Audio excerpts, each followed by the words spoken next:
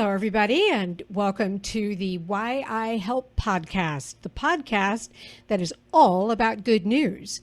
And this podcast is part of the Good News Podcast Network, because you know what?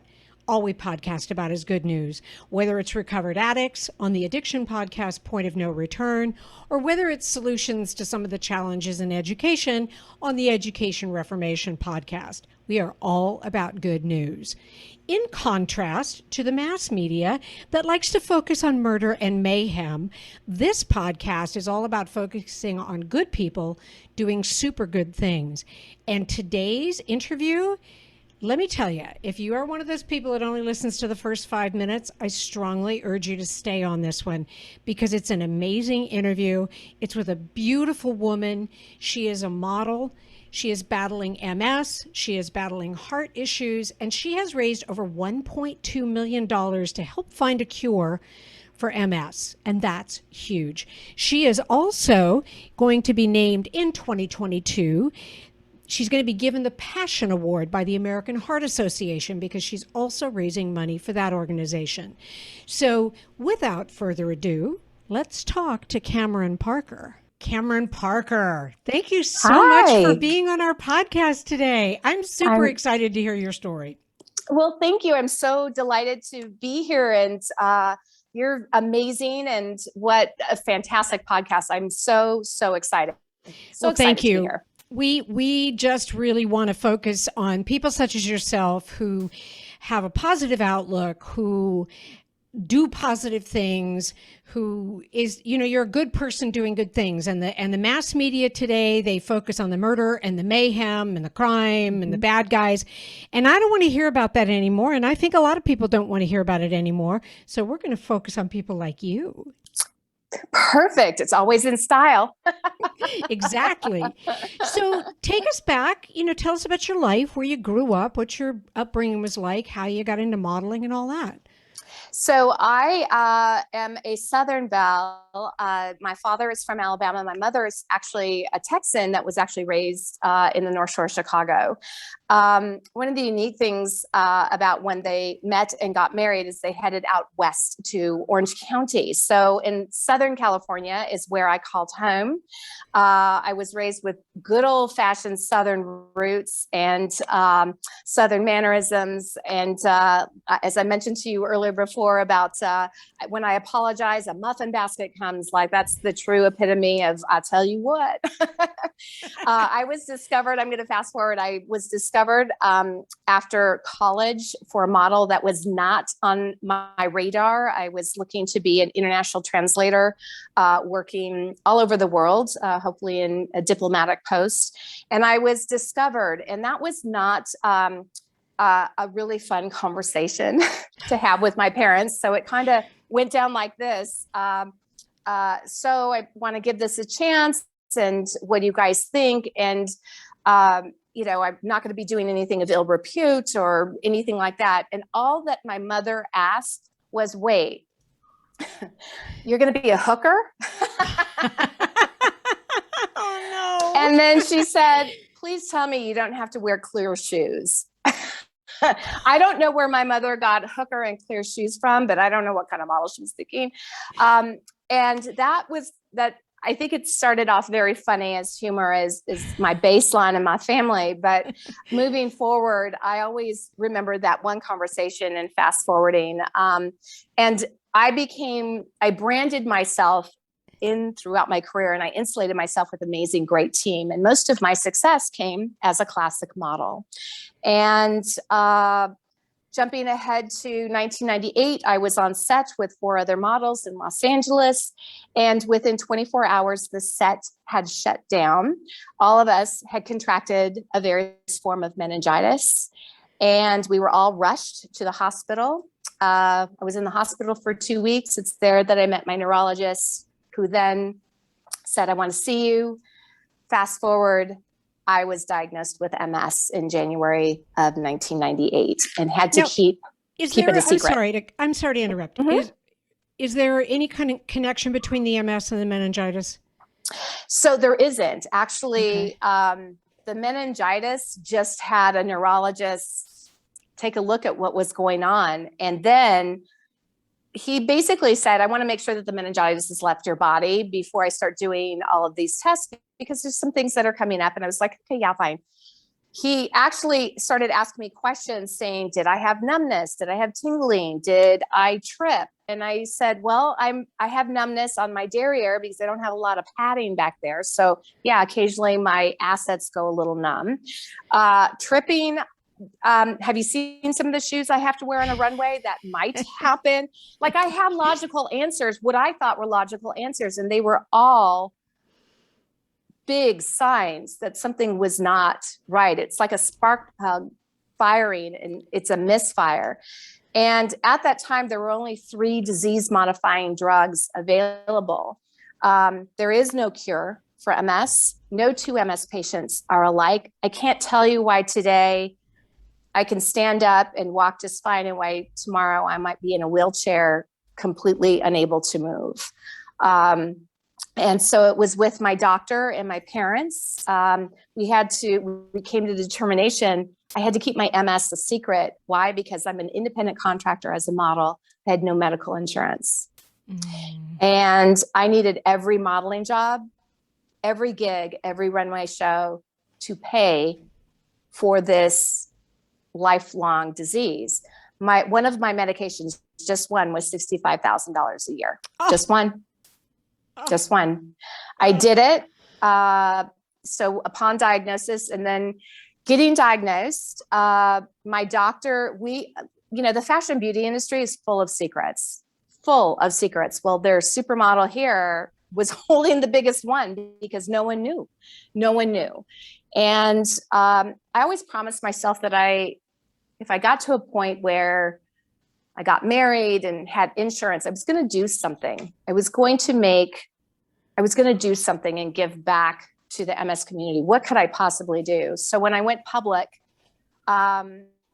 in 2009 with my story, it was definitely a beautiful piece I'm very proud of. But that's what kind of started me as the celebrity advocate and the voice of having MS. I am so, so proud of the fact that in my last 7 speaking engagements, this is of course pre-COVID, but in my last 7 events that I keynoted at, I also do the ask, which most keynote speakers get up and talk, but to ask for money, they suck at. Let's just say, they suck. I don't. What are you going to tell me? No? Well, not really, because I have lights on and great music, and I've got great energy. So you can't say, oh, hey, how's it going? Cute scarf. No, I'm going to come up and I can rattle off stats. I'm a walking stat. So in my last 7 events, collectively that I've spoken at, I've raised $1.2 million for the National MS Society. And I'm so proud of that. Wow. So proud of that. So just to get it down, how old were you when you were diagnosed with MS? I was diagnosed at 32. Okay. And then when did you come, announce it publicly? In 2009. So, so I was 42.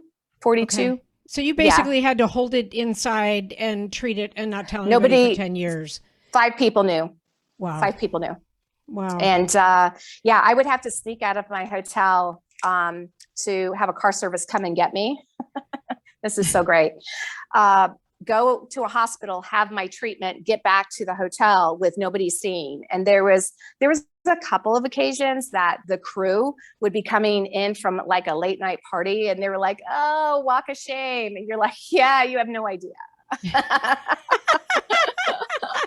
So anyway, I interrupted you, and $1.2 million. I mean, that's amazing. That's such a huge accomplishment. And I don't personally know anybody with MS, but on behalf of everybody that has MS, thank you for doing that. That's amazing.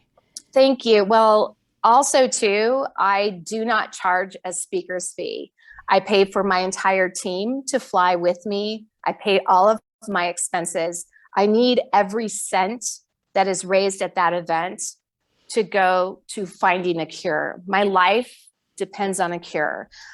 Look at how far we've come since 1998. There were 3 disease-modifying drugs. Now there's 19. Wow. We need to get to a cure faster.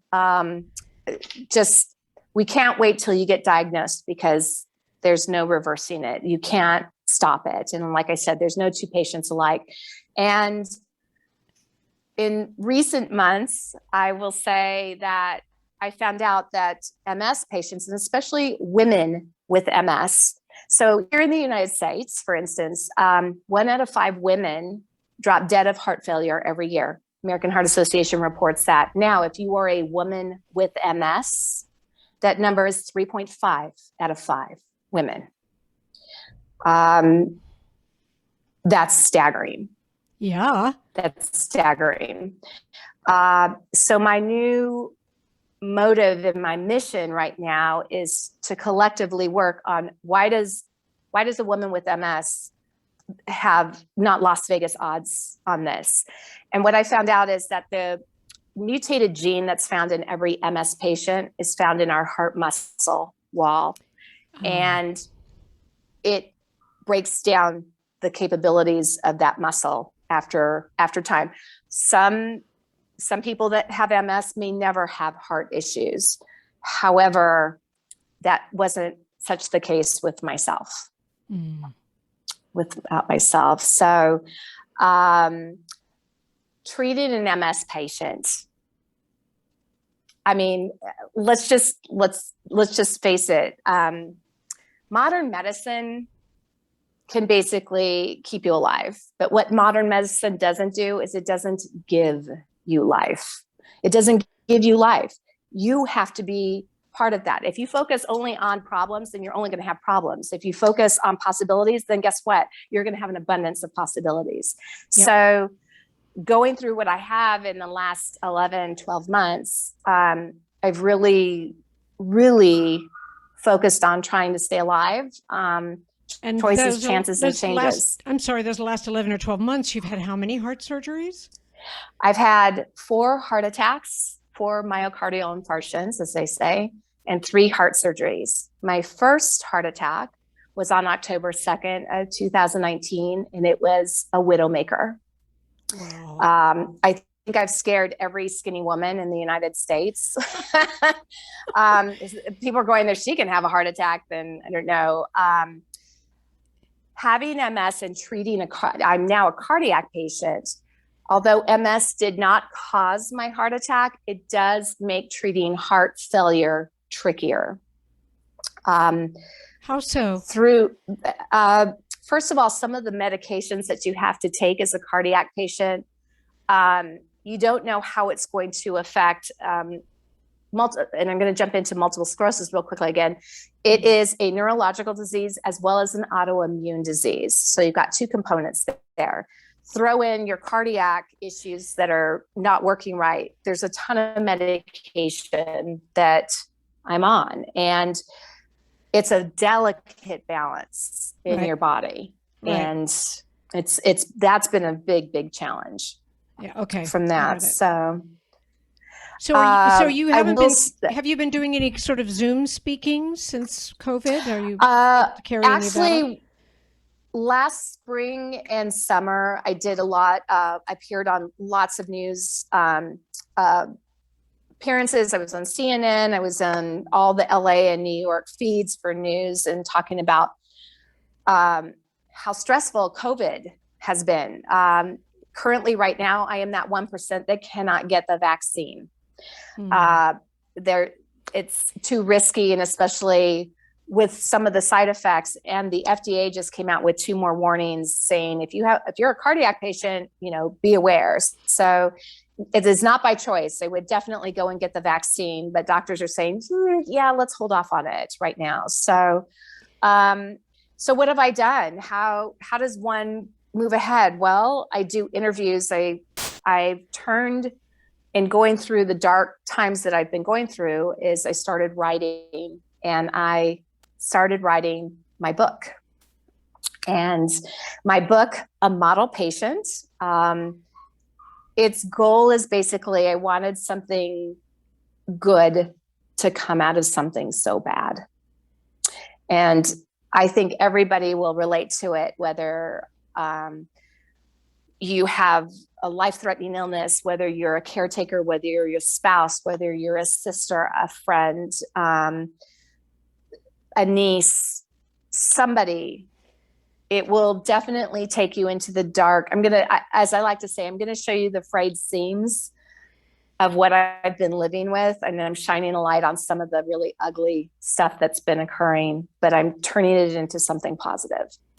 I think that's absolutely amazing. I mean, it's would be completely understandable for someone in your situation, battling MS, having heart issues, to just hunker down, be depressed, and just not want to reach out. And the fact that you are willing to do our podcast, the fact that you've written a book, the fact that you go out and you speak and you raise money, it's huge, Cameron. I mean, Thank you. it's absolutely huge. You are such an inspiration to Thank hopefully everybody that listens or watches. I mean, I'm definitely gonna promote this.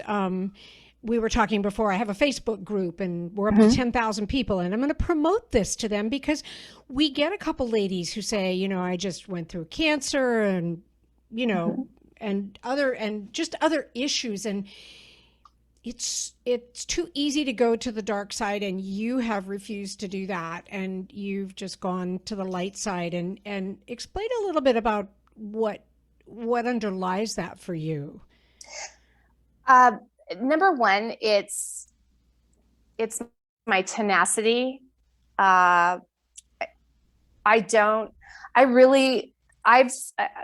So my original cardiologist, fine cardiologist, who saved my life, he's a great cardiac surgeon, but he was like a fart on a hot skillet. He couldn't sit down for 2 seconds and like look at me. And I was just like, stop and hear me. Number one, I'm a human being. Everybody, we are no different than each other. I think all of us were born with 24 hours a day. Check. 7 days a week. Yep. Check. 365 days a year. Check. Okay. So we all have the same playing field. I do want to say that through all of my illness and going through my heart attacks I tried keeping a secret, and I'm not a secret keeper. My marriage imploded, and I lost my husband to addiction. It's been devastating. So I've been dealing with grief. I've been dealing with thinking that I'm pretty much going to lose my life. I think I've been pretty much at the very bottom of any rung possible. Grief is grief. Loss is loss. Grief demands an explanation, but loss, you'll never get an explanation. You can either let that define you, or how about defining it? And so my biggest thing is always don't give up. You can't give up. You have to get up. I don't care if you have to crawl, scratch. If all you can do that morning is sit up and blink your eyes, then be grateful. Thank God you have that moment that you can breathe in and out and blink your eyes. Every small step matters. Now, for me, I'm going to wear cute shoes. Just going to say cute shoes, because I will always remember looking back going, look how far I come because I was wearing those shoes when I did this, this, and this. So it's simple things, simple benchmarks along the way. Also, my parents, my amazing tight posse. It's so important that you surround yourself. You need everybody rowing for you on the same team. You don't want somebody at the back of the boat that's like puncturing a hole in it. Also, too, the collective additive of all of my doctors. I don't need a doctor treating a patient. I need my doctors treating me. And you can have these frank conversations. You can ask your doctors, hey, if you're asking me, where have you been? Especially all of us, we all had to declare if we had been around a sick person or whatever. Okay, ask your doctor that. No doctor should be offended by the simplest of questions. If they are, then find another doctor. Not Dr. Hop, but just make sure your collective team is your posse, because they will breathe they're the ones that are going to say, look at that sun coming through the clouds. I know it's been rainy, rainy, rainy, rainy, rainy. God promised Noah a rainbow. But it starts with a cloudy day, and then all of a sudden those clouds will dissipate. The flowers will bloom. Just like the tree loses its leaves, doesn't mean the tree is dead. It's just gearing up for a bigger and brighter spring that lies ahead. Wow. You're amazing, Camerone Parker. I mean, your whole viewpoint, your whole attitude is exactly what we want to showcase on this podcast, because truthfully, there are a lot of people like you. And I think that oftentimes you don't get focused on. You know, what gets focused on is your illness. And you've turned that into definite lemonade. But we just want to focus on you and how positive you are and all of the good things that you are doing to help other people, because that's amazing. Well, I don't want to be known as Camerone the sick girl. I want to be known as Camerone the badass with cute hair. I don't want something to define me. I have been in the darkest time of my life. I am not kidding. The darkest time of my life. And if one person turns around and says, I hear you and I matter, you matter, I hear you. And that's with my book, A Model Patient. I want people out there to know, I hear you. I feel you. I acknowledge your pain, acknowledge your journey. So let's keep walking forward together. I don't know how much time I have left. My book will definitely speak for me, but I have a fancy new pair of shoes that I really want to wear on book tour. So So when do you anticipate the book will be out? I know it's not out yet. What's the target? We were originally hoping for sometime around September for New York Fashion Week to drop it along with that. It depends on how tight we get everything done. And you and I, we were discussing as far as the cover art. I'm kind of vacillating on two different types of things. And I think we're going to have to throw that at the publisher and with my team and say, okay, so what do you think? It's a collective thing. I get nowhere without my team and my posse. And of course, my parents. My parents have been married. We'll be celebrating their 60th wedding anniversary this year. So that's so amazing. That's so amazing. So I have that support, and the book is dedicated in celebration of them. So wow.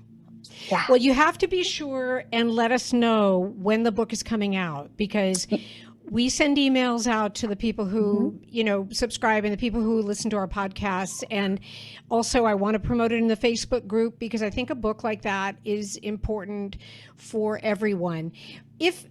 Separately though, if someone wanted to contact you about possibly speaking, yes. How do they do that? They can either reach me through Instagram. They'll be directed through my publicist and or my manager. Both my manager and my publicist information is on all of my social media, especially Instagram and on Twitter. You can find that, or they can directly contact me, and I can go in from there. One thing I do want to say is I don't profit off of my disease. No.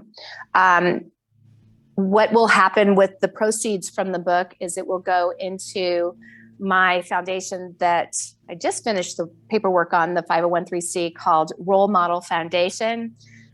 Roll is spelled ROLL, in acknowledgement and in tribute to my beloved Alabama Crimson Tide. And rather than look for role models, be a role model. Be a role model. That's probably the best medicine around. Giving is the best medicine around, but be your own role model. March to your own beat. Again, everything you have to build a tapestry. And I always like to say that my family and you froze. That keeps me safe. You need to say, and I'm so grateful. Camerone, you need to say that again. Give me a pause and say that again, because you froze right as you started to say my family and my. My family. Sorry, I froze up there. My family and my friends are all unique threads, beautiful, shiny threads that when woven together create this enormous, beautiful tapestry that wraps around me and keeps me safe.